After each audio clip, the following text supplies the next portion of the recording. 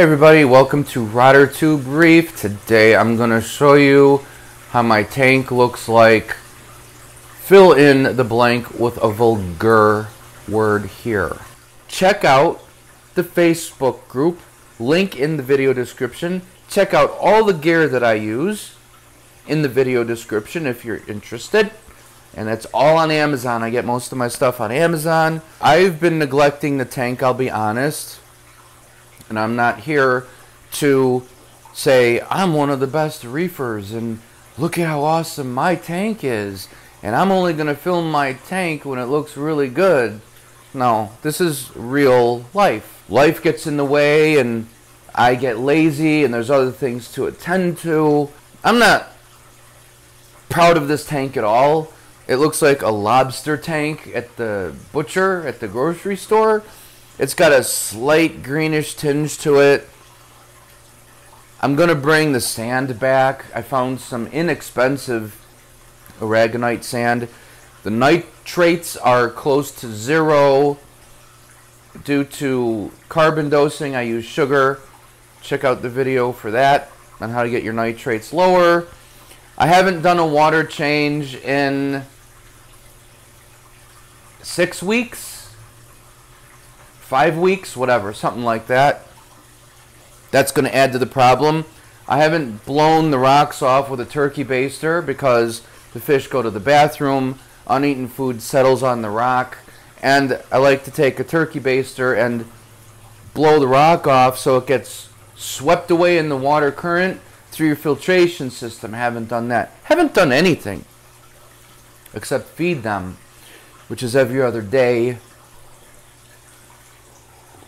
So what I'm going to do is a water change today, even though I'm not in the mood for it.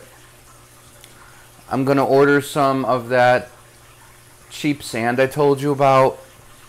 When you get sand for your sand bed, don't get crushed coral, because crushed coral acts as a nitrate trap. You don't want, just don't get it. Nitrates are bad for your water. It's basically what the fish waste and uneaten food and everything decomposes into, and it rises and it rises, and your corals will die from that. Fish will be okay with high nitrates, but they don't really like it. So just don't get crushed coral, okay? You can get a fine sand, but then it tends to blow around a lot with your power heads. So I'll let you know in next week's video what I'm getting. I'm going to do a quick video on that. That's it. I just wanted to touch base and see how you guys are doing. And say hi. I miss you guys. Check out our Facebook page. It's really become an awesome community, even better than I expected. There's a lot of subscribers to that Facebook page. Just ask to join and one of our moderators or me will allow you in. There are no jerks allowed. It won't be tolerated, and the moderators know that. As soon as someone starts screwing off, they're gone. But I don't tolerate that, because if people have questions, they need to know. No question is stupid. Everyone in that community on the Rotter Tube Reef Facebook page, they are so happy to help you that every time I've seen a question asked, a bunch of people just zoom in on that and they're helping out and answering questions. So these are people who love the hobby, and I am honored to have them as part of my Facebook page and subscribers. I love you guys. And this has been a really great community that this channel has become, which I never thought it would, because there was a time I didn't know anything about this stuff. And I still have a lot to learn, but I experiment and I show you guys what works, what doesn't. I don't experiment as much as I used to, because I haven't had a need to do it, but I've done DIY things. I was always experimenting with different flow rates and how to use PVC or tubing or different things or different filtrations and refugiums and sumps and build your own DIY sump and all these things.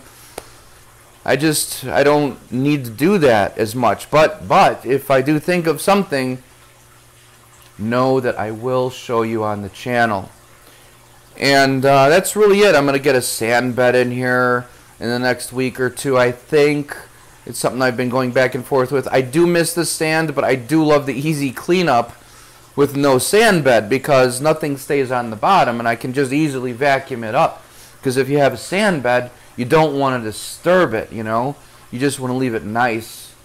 But I want to get a little more biological filtration in here. I'm going to go with a 2-inch sand bed, which will leave a little less swimming room for the guys, but that's okay. They don't usually swim like most fish to the top anyway. They just swim back and forth, which is why I wanted the 6-foot long tank. If I ever got a larger tank, which I doubt it, it would be an 8-foot long minimum. And check out my other channels too, YouTube channels. I've got links to those as well. One of them is a guitar channel.